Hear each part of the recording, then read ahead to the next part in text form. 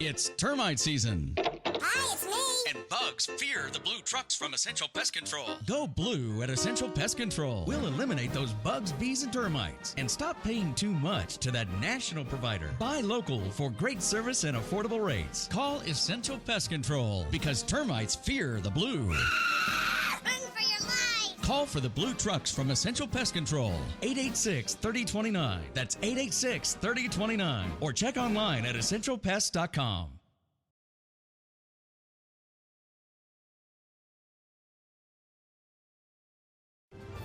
This is Ed Wilkinson with Wilkinson Wealth Management, where we manage money for gun owners. What does it mean to retire comfortably and remain comfortably retired? It means designing a plan that allows you to do the things you want to do, outpace inflation, and never run out of money in your lifetime. If you want to retire comfortably and remain comfortably retired, call me, Ed Wilkinson, at 777-1911. That's 777-1911 or WilkinsonWealthMGMT.com. I'm proud to welcome my good friends at Tucson Iron and Metal Retail to Inside Track as an advertiser. Jamie Kipper and her staff are conservation experts. They sell round and square steel tubing, metal plate and roofing materials, as well as new and used steel, aluminum, and stainless steel to ranchers, artists, interior designers, roofers, as well as you do-it-yourselfers out there. Tucson Iron and Metal Retail is open Monday through Fridays, 8 a.m. to 4:30 p.m., and Saturdays, 8 a.m. to noon. Tucson Iron and Steel Retail, 701 East 36th Street. Call 520-209-1576. That's 520-209-1576. Or go to TucsonIronRetail.com. Come by and be sure to ask for Jamie. Tucson Iron and Steel Retail. This is what conservation and repurposing is all about. Welcome to Inside Track with Bruce Ash and Ed Wilkinson on the Live the Dream Media Network. Hello, everybody, and a very pleasant good morning to you. This is Bruce Ash and Ed Wilkinson. Coming to you live from Marana, Arizona for today's action-packed edition of Inside Track. Yep. Hey, thanks for joining us today. We've got another great show for you on Inside Track. Big Wednesday. Joining us today in just a few moments, author Rolando Pujol on his very interesting book, The Great American Retro Road Trip. He'll join us in just a moment, and perhaps we'll find out if any of our local roadside treasures made it into his new book. Perhaps things like Leo's Auto Supply, the axe-wielding giant lumberjack. Yeah. Or if Rolando knows about the T-Rex lurking outside the local Mickey D's on the east side. Or even the boot from the old Tack Room restaurant, which is still there. Yeah, it still is. We enjoy talking about our American culture here on the show. In the second half of the show, we will catch up on the great, big, aesthetically pleasing bill with retired U.S. Navy Captain Robert Wells, who will give us a high-level briefing on the Defense Appropriations Act of 2026. Thanks for joining us this morning on Live the Dream Media app or watching us on Facebook, YouTube, and many other platforms. Eb and I hope you'll support all of our sponsors who help us pay the man here at Live the Dream Media. Eb's great company, Wilkinson Wealth Management, our friend Eric Rudin at Essential Pest, Jamie Kipper at Tucson Iron and Metal Retail, and my family's three-generation company, Paul Ash Commercial Real Estate. When you call on any of our supporters, please let them know you found out about their business from Eb and Bruce on Inside Track. And Bruce, by the way, Jamie or Eric Rudin's Essential Pest Company told you I had termites in my office building. Zip, now gone. They came out. They were so good. They were so efficient. It was incredible. All those termites are gone, and at a price that even I didn't believe. They do great work, and they're just so professional. To talk with us or our guest, call 520-771-5101 or send a message to us on the live Live the Dream Media Facebook page. Before we get to our special guest this morning, Eb and I want to make special note of a good friend and a great American who passed away in the last few days, Ed Fulner, founder and thoughtful conservative voice of the Heritage Foundation. Hear this from former Vice President Mike Pence. The conservative movement has lost one of its true giants, and I have lost a mentor and cherished friend. Ed Fulner was many things: scholar, strategist, counselor to presidents, but above all, he was a great man. and an American statesman who devoted his life to the defense of nation's first principles. Ed believed that this nation wasn't always exceptional, but good, and that its future would rise or fall on our fidelity to our timeless truths. We can take comfort in knowing that his legacy lives on in the institution he built, the leaders he inspired, and the countless Americans who still believe, as he did, in the enduring promise of freedom and the unfailing providence of Almighty God. God bless Ed Feulner. Ed? We're pleased to welcome our first guest today, Rolando Pujol, author of his newly released book, The Great American Retro Road Trip. Rolando, welcome. Thanks for having me on the show. Hey, tell us a little about yourself. How exactly did you came to develop the Great American Retro Road Trip? Well, it's funny. I like to say that I've been on the Great American Retro Road Trip probably my whole life. This kind of emerged from some of my earliest memories of road trips with my family. We grew up in the New York area, and we'd go down to the Southeast, down to Miami in the summers, and along 95 and various roads along the way. And all those sights that I would see as a kid really made a very, very strong impression on me, and kind of fostered a love for Americana and sort of this style of architecture and the style of marketing, if you will. And as I got older and in my 20s and 30s, I began to take more and more road trips. But it really wasn't until, let's say, the last 10 to 15 years where I began to share photos and stories from my travels on social media, on Instagram and other platforms, that I began to develop an audience and get a real feel for, how many people out there love this stuff as well. That was great to see. And eventually it led to an offer. I get a dream come true. A publisher gives you a call and says, hey, we love what you're doing. Would you be interested in writing a book about roadside Americana? And you don't say no to those things. So wrote the book, and here we are talking to you today. It's exciting. What is retrology exactly? Good question. So it's kind of a term that I made up, if you will. It's a Right. neologism, if you Inventor. will. I'm an inventor too. There you go. Another title to my. So basically, it's like like a ologist, an expert in something, but I'm an expert in nostalgia, retro, vintage things. So kind of came up with the term, a kind of a cute way to describe it. And what this basically means is, as you travel, whether it be on a trip or whether in your day-to-day adventures in town or wherever you live, it's looking at things around you and trying to see what remnants there are from the past, whether it be some very, very obvious thing like one of those big fiberglass giant statues that you just referred to earlier, or whether it's just a little subtle thing on the side of a building or on a sidewalk that gives you a hint, that gives you a taste of something that that is long gone, but that is still worth remembering. It's sort of looking for layers of history all around you. It's kind of like putting on these little spectacles, if you will, and I think it can add texture and interest to whatever you do when you're walking around, whether it be again your day-to-day travels or when you're actually on a trip somewhere. Give me an example of something on the side of a building that you were referencing. Oh, geez. I mean, it could be, oftentimes it's something as simple as a ghost sign, right? Where you'll see sometimes ghost signs for, old chewing tobacco, or really, really early Coca-Cola signs from the turn of the 20th century. And from time to time, these things emerge. They've been hiding for years. A building gets demolished, and suddenly there's this beautiful mural that's right there. And people will say, well, we can't get rid of this now. So they'll restore it. They'll take care of it. So it's finding those little things. And it can even be something as small as, you're walking around and you see an old manhole cover, and it's an old Bell system manhole cover from the 1950s or 60s. And most people today, under the age of 40, 50 even, what's the Bell system? Well, there's a story there. I'm happy to explain to you what Ma Bell is, because without all that heritage and without all that technology and research that Ma Bell did, we wouldn't be where we are today. So what is Americana?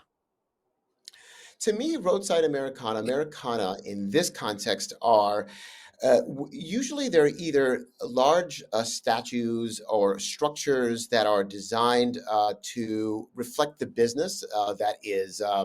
That whatever the business is selling or whatever the business stands for, that's done in a way that's sort of outrageous, exciting, really kind of like in your face, thrilling. There's something. There's a sort of enthusiasm and gusto to it that I feel is like distinctly American.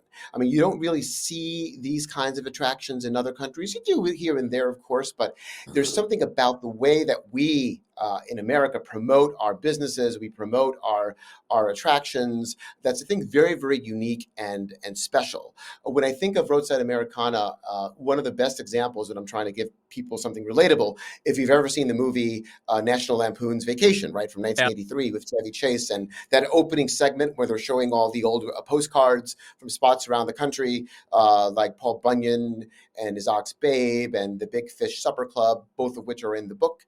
I think those are like good examples of that kind of larger than life architecture and design that's really meant to compel you to pull over, take a picture, and ideally, these businesses are trying to run a business, go inside, spend a few dollars, and share it with other people. And that's kind of what I'm trying to do here: bring awareness to these places and remind people that they are out there. Yeah, kind of like The Thing here in Southern Arizona. That's right. Like The Thing, exactly. Which I visited The Thing.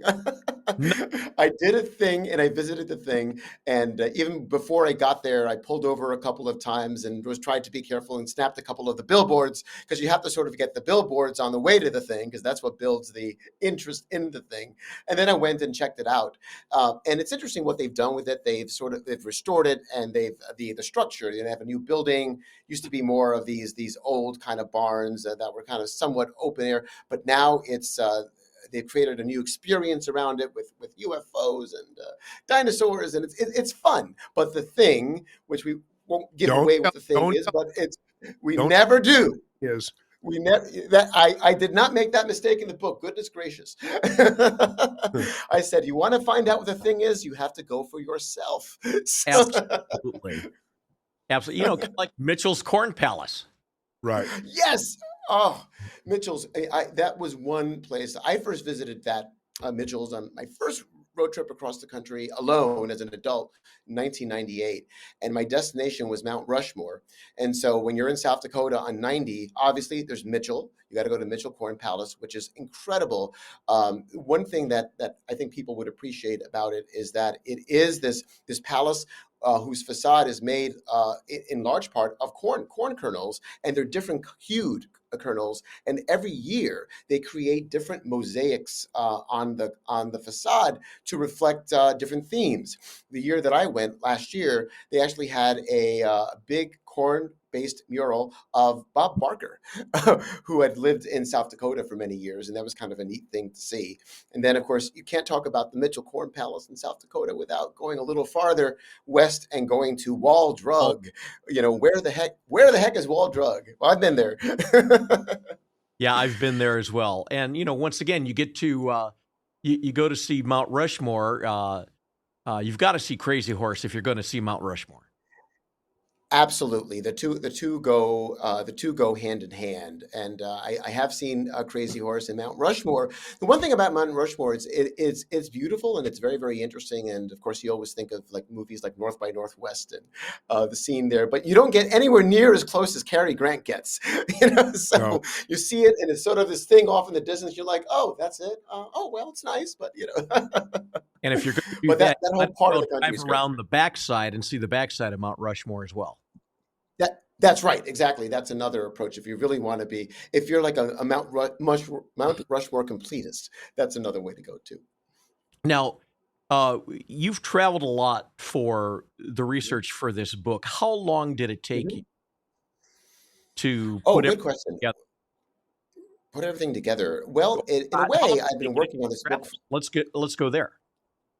Oh, absolutely. So when had the contract in hand to write the book, I'd already done a considerable amount of the travel, and I felt perhaps that I had enough.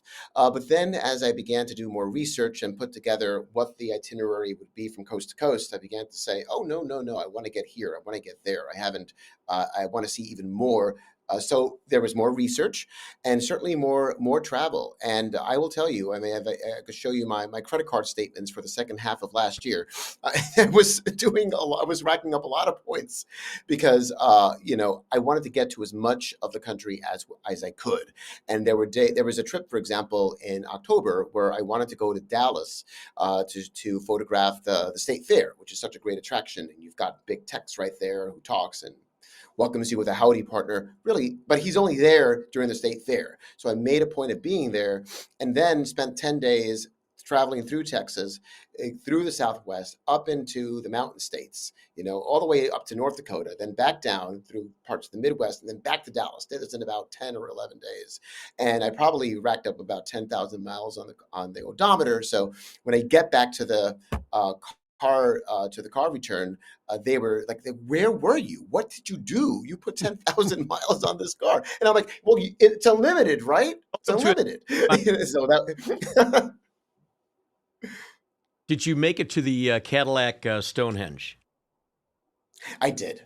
I've been there. In fact, I went there many years earlier, back in 2013, on a road trip. I did a Prairie to Pacific trip along Route 66. So I saw most, if not all, of the Mother Road on that 110-day trip, and that is quite a sight there in Amarillo. And then nearby, there's also something similar called the Slug Bug Ranch, which is composed of Volkswagen Beetles that are tucked in there in a little sandy tomb, if you will, and those are kind of interesting as well. Right by the Big Texan, which is of course we're one of the great Route 66 stops, where if you're up to the challenge, you can consume a 72-ounce steak within an hour, and if you can complete it, you're a hero and you're in the Hall of Fame there. I did not try that.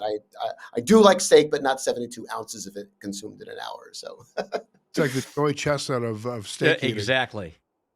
What places have you heard about from audiences now that you've been doing, bookstore kind of interviews? Mm-hmm. What kind of questions have you heard from the audience members for your next research projects?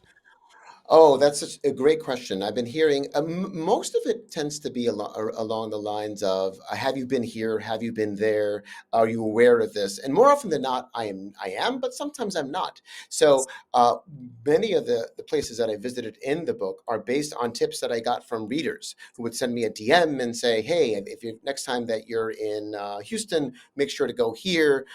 There's a McDonald's that features a Apollo astronaut. You definitely want this in your book." And so I managed to get there. So I've gotten a lot of tips like that. And then invariably, you couldn't get everywhere. You couldn't include everything. And so, some people will be a little disappointed. "Oh, why didn't you visit here? Why didn't you go there?" And my response, of course, and the truthful response is that, God willing, there will be a second and maybe even third edition, and we can see more of the country, because there is just so much to see. And especially in one of my favorite places in the country is your neck of the woods. Where you are out in the Southwest, in Arizona and Tucson and Phoenix. Just great country, and so much of this stuff survives and is even being built. New iterations of it continue. The traditions go on. So my friend Christy Simone, who was on the show prior to this one, wanted me to ask you if you'd been to the Tom Mix Memorial plaque where he died in a car crash back in the 20s. On the way down in Phoenix on the old road. No, what's amazing is that I probably drove right past that, and I am aware of this, but no, I did not stop there. That's one that I'm going to have to add to the edition 2. It's famous here, and I understand in Sierra Vista, the Mickey D's there, that was the first drive-through McDonald's. That is just astounding. I've done a lot of business in Sierra Vista. I've seen that Mickey D's about 1,000 times. Never even imagined it was the first drive-through ever. And that was to allow the passengers to get food without getting out of their cars because they couldn't do it when they were wearing their camis. That's exactly correct. I mean, they couldn't be seen in public. So they were like, here, we have a solution. McDonald's was going to use another restaurant, I believe somewhere in Oklahoma. That was going to be the first one. And that ended up not happening. And then the one down in Sierra Vista became January of 1975, the very first one to cut a hole in a window in a wall and open up a drive-through. And there's a little exhibit in that McDonald's, including an old vintage McDonald's statue. And I remember I was in there that day taking pictures, and an employee of the restaurant came up to me and said, "What are you doing?" Just curious, not to punish me or anything, but rather just curious. And I said, "You realize you work in a very historic McDonald's. You work in a McDonald's. This is the first McDonald's that had a drive-through." And this employee didn't even realize that. And Wow. she was like, "You're kidding." I'm like, "Yes, you work in a piece of history here. Like, this is not your typical McDonald's." So, how different is retro America in big cities versus small towns? Ooh, that's a good question. I think in big cities, it tends to manifest in slightly different ways. For example, in small towns, and certainly along the road, oftentimes you'll see these buildings, these extraordinary buildings, like the big teacup, or the big tea kettle, or the big duck. These form follows function buildings, or big statues. Whereas in cities, because it's the very nature of cities and are more compressed in a street grid.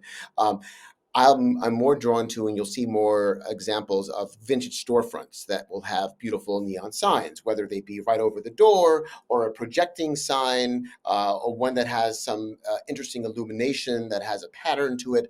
You'll see examples like that, or you'll even see things that are attached to buildings, whether perhaps even the top of buildings. Like here in New York City, we've got the Money building that has on top of it, there's a little weather station, weather star, that gives you like the weather forecast based on how it illuminates. Chicago has, and I mentioned this in the book, has the weather bell that will give you the weather based on what kind of colors the bell is flashing. So cities can be even more challenging because cities change more quickly. There's a lot of turnover. So you have to have a bit more of a sharper eye. You got to be kind of looking out for it a little bit more. But if you really focus on it, you can find great stuff in cities. And there are some great cities for this. Tucson is one. I just mentioned the Weather Bell in Chicago. I love exploring Chicago because it's just teeming with this stuff. And Chicagoland as a wide area. There's just so many communities. There's always something new that you're finding. So And in New York City, sometimes you have to go inside the building to find the Americana. In Macy's department store, up near the very top, they have the old wooden escalators. Yes, those are amazing. You get on those things, and you can just feel the history, and they're pretty sturdy. I mean, those things are well built. And I tell you, every time I'm in Herald Square and I have a chance to pop in there, I'll do it and seek out the escalators and go for the ride, because I mean, where else can you do this? I mean, that's just a very, very, very special thing. So oftentimes you're right, it's going inside, or sometimes it's the interior that's interesting or that's landmarked. There's a great place in Queens near where I live. It's called Jan's. It's an ice cream parlor that used to be part of a chain. The exterior is not very interesting, but you go inside and they've got a wonderful old soda fountain and luncheonette and Tiffany style lamps and red booths. And you go inside and you're suddenly, it's like 1950 in there. And if you're up to the challenge, you can have something known as the kitchen sink, which is a massive sundae, which I could never complete, or much less probably even 6 people. But if you're ever in Jackson Heights, Queens, stop at Jan's and you'll enjoy it. So that's what's neat about cities. You poke around, you can find these little outposts of Americana and even small town living that you might not expect to find. So, Rolando, we're headed toward a break, and we have to end here in a second. Our oldest son collects old advertising signs, and in his home, he displays these signs as art, just as if it was painting. Now, I know you love. I did a little bit of show prep. I watched you on some other videos you did. Yeah. I know you love DQ. Okay. Yes. He has a lovely 1940s Dairy Queen sign in his home. Now, do you have a favorite Dairy Queen sign that you've discovered? Oh, goodness gracious. What's your favorite Dairy Queen treat? Oh, okay. So my favorite Dairy Queens for me, the ones from the '60s that have the red barn look. They were called the Country Fresh. You'll see a lot of those around the country, and those had a little kind of weather vane on top that featured a character known as the Little Miss Dairy Queen. And it's a little Dutch girl kind of thing. Those are incredibly rare, but when I spot one of those, I'm always happy to have them. And I have a fairly boring answer to your Dairy Queen question. Not a Dilly Bar or Blizzard. I'm just I love a good vanilla shake. Give me a vanilla shake, I'm happy. That's all I need. So just a vanilla shake, a DQ, a couple of pictures, conversation with the folks behind the counter, and I'm a happy guy. Well, we love you, and we love the work that you've done here. Rolando Thank you. Pujol, author of The Great American Retro Road Trip. Thanks for joining us today on Inside Track. We're up against a break. It's been great learning about your retrology passion and your very interesting book, The Great American Retro Road Trip. We're going to hear from our great sponsors here in a second so we can pay the man. We'll be right back for the balance of today's show, talking with retired U.S. Navy Captain Robert Wells about the big, mostly aesthetically pretty bill. No channel flipping. You're watching Inside Track with Eb and Bruce. Thanks, Rolando. Thank You're listening to Inside Track with Bruce Ash on the Live the Dream Media Network. Now a word from our sponsor. It's termite season. Hi, it's me. And bugs fear the blue trucks from Essential Pest Control. Go blue at Essential Pest Control. We'll eliminate those bugs, bees, and termites. And stop paying too much. Buy local for great service and affordable rates. Call Essential Pest Control because termites fear the blue. Run for your life. Call for the blue trucks from Essential Pest Control. 886-3029. That's 886-3029. Or check online at essentialpest.com.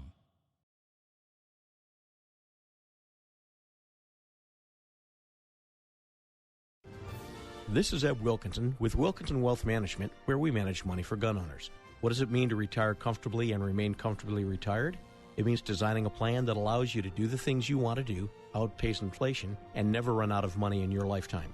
If you want to retire comfortably and remain comfortably retired, call me, Eb Wilkinson, at 777-1911. That's 777-1911 or WilkinsonWealthMGMT.com. I'm proud to welcome my good friends at Tucson Iron and Metal Retail to Inside Track as an advertiser. Jamie Kipper and her staff are conservation experts. They sell round and square steel tubing, metal plate and roofing materials, as well as new and used steel, aluminum, and stainless steel to ranchers, artists, interior designers, roofers, as well as you do-it-yourselfers out there. Tucson Iron and Metal Retail is open Monday through Fridays, 8 a.m. to 4:30 p.m., and Saturdays, 8 a.m. to noon. Tucson Iron and Steel Retail, 701 East 36th Street. Call 520-209-1576. That's 520-209-1576. Or go to TucsonIronRetail.com. Come by and be sure to ask for Jamie. Tucson Iron and Steel Retail. This is what conservation and repurposing is all about.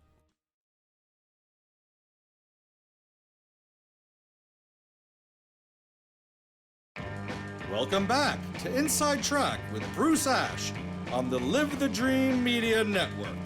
Now back to our show. Welcome back to Inside Track with Bruce and Eb.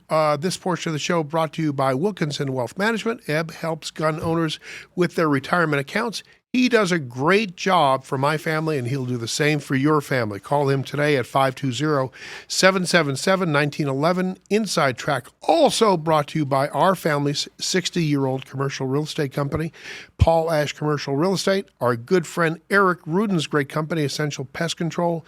Our business relies on the service of his great team. Call for the Essential Pros at 886-3029. And finally, if you need steel products for your home, business, or ranch, or farm, Call Jamie Kipper at Tucson Iron and Metal Surplus. I bought all of our home's corrugated steel, fencing, and storage area materials from Jamie and Craig. They do a fabulous job there. You got to see everything they have. Call her at 209-1576 or go to the yard at 701 East 36th Street. Now, our friend, Captain Bob Wells. Bruce and I are very pleased that our friend and longtime defense and foreign policy contributor, retired U.S. Navy Captain Robert Wells, could join us this morning. Thanks for coming in, Bob, to our new studio. What do you think? A little different than that old place we used to go to, right? With the East German radio equipment. It's really a pleasure being here. Thank you very much, Bruce. Good to see Eb again as well. Yeah.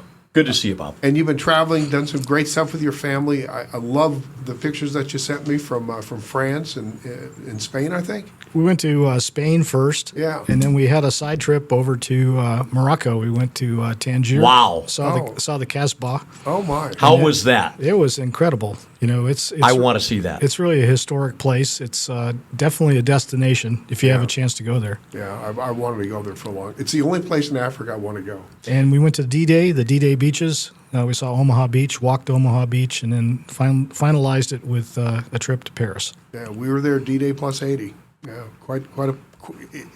There's no way to describe it. President Donald Trump got his big, beautiful bill passed and signed on July 4th.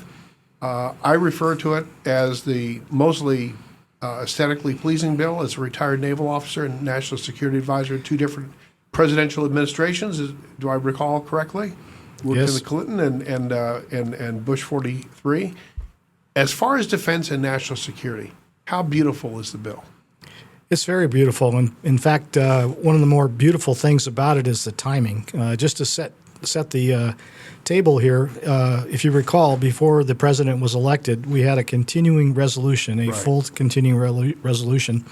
And it's important for defense planners and all the services to basically have commitment so they can use the actual funding that's approved outside of a CR to have new program starts. So it really is important for modernization.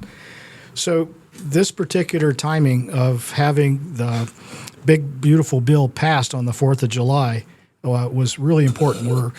We're, 3 months before the end of the fiscal year. We needed to have certitude. And this is basically really a return of peace through strength. Yeah. Probably this kind of a bill hasn't happened in how many years now? Well, this type of bill hasn't happened probably since the end of the Cold War. You know, if you look at Mr. Clinton and what we did with the peace dividend, right? And we took risk and basically put more money going toward domestic items at that time at the end of the Cold War. That was our strategic assumption. But we're in a different strategic environment right now, and this big, beautiful bill in particular starts the strategic investments, which are critically important. So renaming ships. Well, the renaming ship, yes, but more important than that is really looking building ships. Is building ships, and the president's done an important job. If you recall, on a previous Inside Track, we've had this former Secretary of Navy Lehman on board. Right. Talked about the need for shipbuilding programs, and this basically has provided the seed money for 2 more guided missile destroyers and another Virginia-class SSN. So this is also a focus of shipbuilding and rebuilding the labor force. That's a critically important area as well, having commitment to the shipbuilding program. And just this week, originally it was at the National Security Council, but it moved over with some key leaders that I know actually to the Office of Management and Budget. So we're actually going to have an investment strategy. It's going to take 6 years to basically enable the investment strategy for our shipyards, for maintenance. As they say in the Navy, you can't sail on yesterday's wind. So are we funding for the next 6 years building these ships? Is the money there in this bill? It is until 2029. It enables the capability, but some of the other strategic components involve the strategic triad. We have the new Columbia-class SSBN, which is going to replace the Trident SSBN. That needed to be done. Also, the president has the Golden Dome, and he's focused on integrated air and missile defense for the United States, and that's all part of this big, beautiful bill as well. Talk about the Golden Dome for a second. We know that it's effective over in Israel. What threat does he see that we're not seeing that we need to be concerned about? Well, the threat is in the future, but it's also in the present. If you look at how ballistic missiles could be delivered, if you look at the lessons learned in Iran in particular, there are capabilities where you could put ballistic missiles on board container ships, and they could basically sail in proximity of the United States. We don't inspect all the different containers, but that's certainly a potential risk. This is a bigger country, obviously, than Israel. If you look at the missile and the satellite in particular, capabilities to detect and get the actual missiles and track them in boost phase, you need to be closer to the actual launch point. So he's looking at it from the perspective of protecting key infrastructure in the United States. We do have now some of that capability, obviously, with the Patriot batteries. We're looking at what the Israelis have with the Iron Dome capability, but that's going to be a good focus area for strategic missile interdiction. We also have the capability to launch intercontinental ballistic missiles and have tested it out at Kwajalein with regard to intercepting missiles that could come from North Korea. That was the big focus area, if you recall, Bruce, about 5 or 6 years ago, especially with Hawaii and the president's previous discussions with President Kim Jong-un. What about defense of Japan? Are they going to, from missile attack, are they going to be on their own, or will some of these weapons be available in Japan? Japan and the United States have Patriot capabilities. The Japan and the United States have the strongest security relationship really since 1960.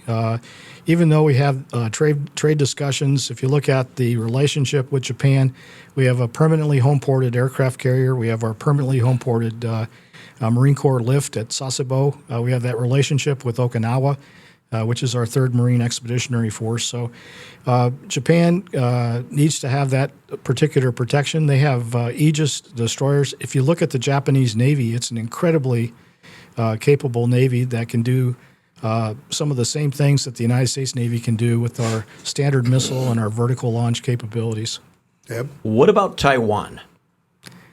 Well, Taiwan is, if I understand it correctly, the president's been talking with President Xi and underscored, because of this trade discussion, reiterated the Taiwan Relations Act of 1996, which is that's a good step. Which is a good step, and we have the still responsibility to defend, provide defensive capability to Taiwan inside, not the big beautiful bill, but in the FY26, which is the next bill coming up. Really, the big beautiful bill is the down payment. Sure. For at least $1 trillion in defense spending coming in through FY26 when it starts on October 1st. But with regard to the focus on Taiwan, we'll provide them foreign military sales. We still have the F-16 program supporting Taiwan. Taiwan also has the 4 former Ayatollah-class guided missile destroyers that we were building for Iran. We used them in the U.S. Navy. Now they're over in Kaohsiung supporting the naval capability. Very capable ships, but again, they're old. They're built in 1982. So Taiwan is still part of the defense planning, and we also have the relationship with Japan, which supports defensive measures on the southern portion, the Western Army Group of Japan, with the Shinkaku Islands in between Okinawa and Japan. So that area is not going away, and we are dedicated under the Taiwan Relations Act to support defense capability for Taiwan. So let me ask this question. This is maybe the most money we've spent on defense ever. That's true. Yet some of the people who've been calling for disarmament for years in this country, both media as well as governmental people, say, well, the president's demanding 5% of European nations in NATO to come up, with their defense spending. We're only spending 3%.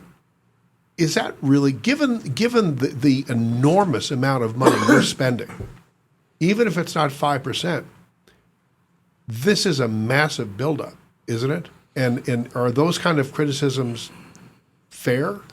Those criticisms actually should be moot if you think about the responsibilities of the nation states inside of NATO themselves, we've been trying to do this for 20 years. Yeah. With Mr. Bush, when we focused on trying to get the defense, a little bit better defense capability for, in particular, Germany and Spain. And Spain still is refusing to up their defense spending. But we need to have the focus on the Pacific. And this is an important pivot with regard to our defense capabilities. If the Europeans do more and defend against Russian Federation encroachment, and we have the defense capability which provides deterrence, which is what you would always want to try to achieve, then the United States has the investment strategies, which is part of the big, beautiful bill, part of the FY26 budget, to basically pivot to the Pacific. And we've been trying to do that with the Pacific Deterrence Initiatives. We tried to do it during the Obama administration as well. But Mr. Trump actually enabled capability. Another thing, too, it's an important point on NATO and 5%. We have other defense relationships and alliances. Sure. We have 5 of them in the Pacific. We have Japan, we have the Philippines, Thailand, Australia, and South Korea. And they all have very important defense capability, and they have access of U.S. forces positioned in Australia and Philippines. Really, really good Extended Defense Cooperation Act with the Philippines. We're in a whole bunch of bases. The Philippines has a legitimate fear Yes, they do. of what's going on with the Communist Chinese defense or military right now, correct? That's correct. And they continue to try to get, obviously, the South China Sea is where you've got, over the last 10 years, the development of all the different quote-unquote islands. And you have the Chinese Coast Guard, which continues to enforce its maritime claims. That coast is a very, very large It's part a of water large these days, it's- growing by the day. It is. And they actually poke the Philippines quite often. And we provided a former U.S. Coast Guard cutter for the Philippines. But the Philippines is also a staging place for the U.S. Marine Corps, for our efforts with the 3rd Marine Expeditionary Force. We're going to have the U.S. Army. Never forget the U.S. Army with regard to its land-based surface-to-surface missile capability, like you have with the capabilities that we provided to Ukraine for long-range missiles. So the Chinese we're trying to establish deterrence in the Philippines. I think we have established deterrence. We exercise with them all the time. But this is an important area, the Philippines, for us, as well as Japan. That's not going to go away. Yep. You know, it's amazing the amount of ground that we have lost in the last 4 years that we have to make up for right now. And, aside from the trillions of dollars or, the billions of dollars going into the military, I found it really interesting that there's going to be $9 billion set aside specifically for military families and service members' morale, health, and well-being. Absolutely. This is called the quality of life provisions within the big, beautiful bill. This is focusing in on Marine barracks, looking at the quality of life. Military spouses, you got to always think of the people. Think of your troops, think of your families. That's a fundamental with regard to readiness. We are still all volunteer in the armed forces, and our recruitment is up, and we have to basically reestablish better quality of life during this point forward and provide more modern equipment, also in a new particular posture for the United States going forward, particularly in East Asia.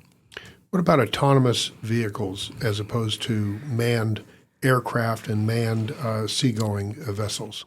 That's an important point. We've been continuing to experiment with it. Northrop Grumman makes the X-47, which is unmanned winged aircraft. The big, beautiful bill supports some of that seed money FY26 also, but that capability will be able to support carrier-launched unmanned aerial vehicles. And we've been experimenting with regard to placement in a particular air wing, loiter time on board the ships. Everyone in the audience knows Top Gun and Tom Cruise and the F-14s. Well, we don't have F-14s anymore in our carriers, and we have. I think we killed the last of them a few weeks ago in Iran. I think so. I think so. We have F-18s, and I've been on 2 or 3 carriers during that era when we had Vector Logic and the combat air patrols against the Soviet Bear.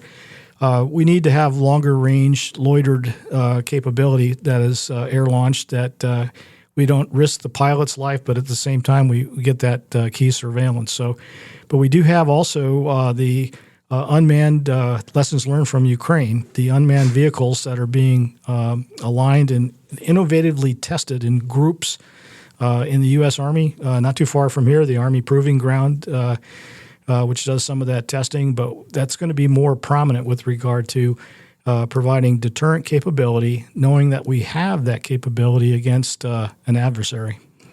So if I can ask this is seed money.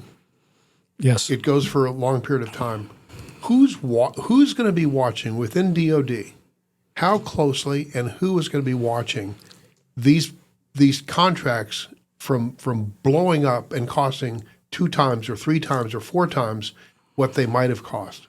That's always the concern with regard to contract management. Each of the services have their own contract managers. The equip, train, and provide, that's the Pentagon. It's not an operational command. They equip the armed forces, they train, they provide capabilities to the armed forces. Now, inside of each service staff and the DOD staff, they have bean counters, or people that watch the expenditures of the dollars that have been appropriated, and they're aligned against each of the requirements, each of the programs. And the burn rate, we have to look at the burn rate, for example, from Lockheed Martin on the F-35 aircraft. We've had overruns for 10 years as new capabilities continue to be put on the platform. Engineers cost money. Same thing with shipbuilding, with the new shipbuilding classes. We've got the Constellation class, which was procured, or the first steel is being bent for that ship, but it's going to have cost overrun. Finally, the new USS John F. Kennedy. If you look at that particular ship, she's following the USS Gerald R. Ford, who's in the Mediterranean right now. But we had cost overruns and delays. A big one on the Ford. Big one on the type and the quality of doors. So you have different forces, centrifugal forces at work with regard to pull away from costs, and that gets into not just the engineering cost, but the labor cost. You have to have qualified, on submarine programs, you have to have qualified welders. You have to have particular knowledge of actual engineering change proposals which occur at the yard. So, is there training included? Because we don't have enough certified welders. No. We don't have enough qualified pipe fitters and all the other, and electricians to do this sort of work. And it's mind-boggling what goes inside of ships, and mind-boggling what goes inside of aircraft, right? One of the key points that you have just made, Bruce, also Mike Rowe, Mr. Blue Collar, has made recently, and that is the American workforce. If you look at what needs to be done with regard to the future for Generation Z, and looking at people like myself that grew up, 40, 50 years ago, the fact is that we have a gap right now with regard to the qualified personnel. Some of the Build Back Better has the seed money to support those particular trade developments, and looking at the shipyards in particular, what needs to be done to support building the ships again. I was listening to Mike Rowe. There's about 100,000 welders needed right now for the shipbuilding that they don't have. And this is a job. It's a career. It's a career. It's not just a job. This is a career, and this is a high-paying career that, somebody coming right out of high school can basically, they can't step into it. They got to learn how to weld first. But look, it's almost as important to this nation's security than the men and women who are actually putting on a uniform and fighting for this country, defending this country. These men and women in these construction trades are every bit as important, and I'm hoping that there is the kind of focus on making sure that we have enough labor, because sadly, kids these days don't even know what a stick shift, car is anymore. Right? And by the way, the 100,000, that's just for the submarines. That's not for any of the other ships. Wow. But I do think if the word gets out and there's some credibility with regard, and you have to push the I believe button, that these investments are going to basically pass through the contract management, that they're going to get to the actual managers that need the resources to support not only the shipbuilding program but aircraft maintenance program. We need to have skilled personnel to maintain all of our aircraft. We're buying more helicopters. We're supporting more National Guard capabilities. So this is a tremendous opportunity. It could be a renaissance. Talk about the Raider. Is that the F-21? This is a possibility of a new fighter aircraft, 6th generation aircraft, and just like the B-21, which is which is a strategic bomber, that's been in development actually for the last 10 years, and it was a follow-on to the B-2 bomber, the successful B-2 bombers that conducted the strikes in Iran. So it's going to probably go to Whiteman Air Force Base. It has particular capabilities. I know that it is part of our strategic bombing force, and they're flying it for test purposes right now. I don't know exactly where, maybe out at China Lake or out at Edwards Air Force Base. And by the way, It's at Edwards. Report came out yesterday. Fordo was killed. Okay. That report came out yesterday definitively. Okay. The other two facilities, which were the minor ones that they thought for sure they had completely destroyed, those are possibly able to come back into production relatively soon. But the good news is those bombers knocked the hell out of Fordo. They sure did. And the Iranian foreign minister, prime time 2 days ago, was the one that confirmed that as well. Exactly. That's the beauty of it. He wasn't Baghdad Bob, Nope. Oh my God. So where are the gaps? What isn't being provided in this portion of the very pretty and aesthetic looking big bill? Well, for the listeners, again, this is only $150 billion. It is legislated, which means it can be used. It supports and goes along with the FY25 continuing resolution, which did have some trading space there. The real meat and potatoes, the muscle movement, and the good news is Congress actually is returned to regular order with regard to the House Armed Services Committee. They had the chairman's mark and they voted it, and it's $835 billion that'll go along with this $150 billion. So where the gaps are, we have a force structure that needs to have modernization. Our gaps relate to time. And this gets back into, you can't just turn a switch and produce ships. It's going to take about 6 years to bring the force structure and modernize it. We're going to decommission some ships. In the new bill, we're going to add, I think it's 16 ships, and we're also going to build the Columbia-class SSBN.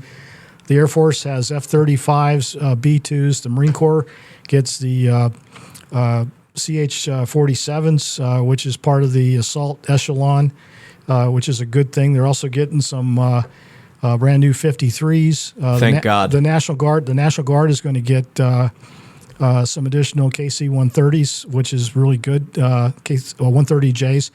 And one of the more important things where we've got the gap has been in the Coast Guard. And this gets into the focus, this is the future with regard to dealing with fentanyl as a national security, drug enforcement, and the Northern Arctic. And the Coast Guard's budget's going to get doubled to $24 billion. They're renaming the 17th Coast Guard station in Alaska the Arctic Command. And, Very interesting. And the Coast Guard also operates under the U.S. Southern Command. One of the issues that will be discussed, and you'll hear more of this, and it has impact here in Tucson in particular, is the proposal by the House Armed Services Committee to move Mexico as part of the Unified Command Plan from U.S. Northern Command in Colorado Springs to U.S. Southern Command based in Miami. Any thoughts on the relevancy or the value of doing that? Yes, in terms of planning, U.S. Southern Command has a more robust interagency capability. It's on the East Coast. They have the Joint Interagency Task Force out of Key West. They focus on drug enforcement and building partner capacity in Latin America. And it coincides also with Marco Rubio being the Secretary of State, fluent in Spanish, also having the relationship in the Latin American area. And we can focus on law enforcement missions of the Coast Guard. And this gets into Homeland Security Department, which is where Coast Guard's vested. And that covers our Customs and Border Patrol, our Coast Guard relationship, as well as the air and marine relationship with the U.S. Coast Guard. So you can have a more robust southern capability with a different command structure. It's going to take a couple years, but the planners, just like we did with U.S. Central Command, will be able to focus on the cartels, about shipments of fentanyl and drugs in the United States, about shipments of fentanyl precursors from China into Mexico, and have better fidelity with regard to command. NORTHCOM focuses on the Arctic now, and also focuses on Greenland, focuses on relationship with the Russians in the Arctic area as well. So it's a different national security environment, which is compelling these particular discussions on the Hill. The good news is that it's in the FY26 bill. I'm sure our listeners, Inside Track, will be listening about how this is going to work out. For Tucson in particular, the 12th Air Force is the component of the U.S. Southern Command. I have one final question from you. I think I'm all done. Well, Bob, thank you very much. This is as high a level briefing as a civilian is entitled to, I think. And coming from a professional like you is quite a remarkable thing. Oh, one more thing. The good news is there's going to be $21 billion set aside to rebuild up all our munitions. I'm glad you. And that's huge. I'm glad you mentioned it because that is a big deal. That's a big deal, and it has to be done because this gets into Standard Missile. This gets into what's happening off the Houthis' Red Sea. Standard Missile 3, what we did to support protection of Israel with Standard Missile 3. We need to replenish that capability. Also, 155 millimeter ammunition to support and Patriot batteries. So there's a lot there with regard to the big beautiful bill. All right. B cubed. But thank you very much. We're going to leave it there. Thanks for coming on the show today, Bob. Another great briefing. Many thanks also to the author of The Great American Retro Road Trip, Rolando Pujol, for being our guest today. All of our Inside Track podcasts are available on Live the Dream Media's Facebook page, YouTube, Spotify, Instagram, and X. Thanks for joining us today. Until next Wednesday when we return, this is Bruce Ash, Bob Wells, and Ed Wilkinson. Wishing you a very good day. Be sure to join us again in 167 hours. What a great show. It's termite season. Hi, it's me. And bugs fear the blue trucks from Essential Pest Control. Go blue at Essential Pest Control. We'll eliminate those bugs, bees, and termites. And stop paying too much to that national provider. Buy local for great service and affordable rates. Call Essential Pest Control because termites fear the blue. Run for your life. Call for the blue trucks from Essential Pest Control. 886-3029. That's 886-3029. Or check online at essentialpest.com.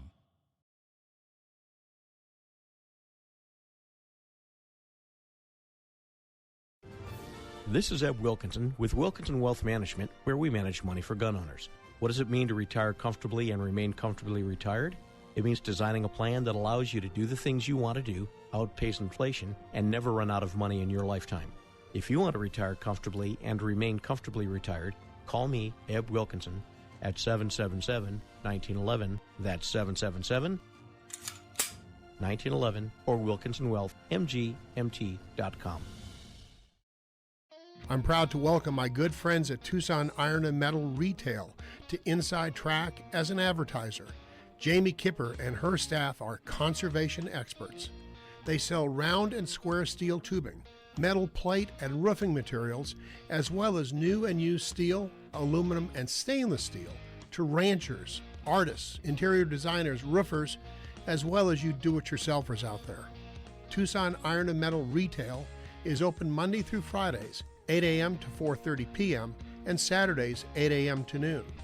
Tucson Iron and Steel Retail, 701 East 36th Street. Call 520-209-1576. That's 520-209-1576. Or go to TucsonIronRetail.com. Come by and be sure to ask for Jamie. Tucson Iron and Steel Retail.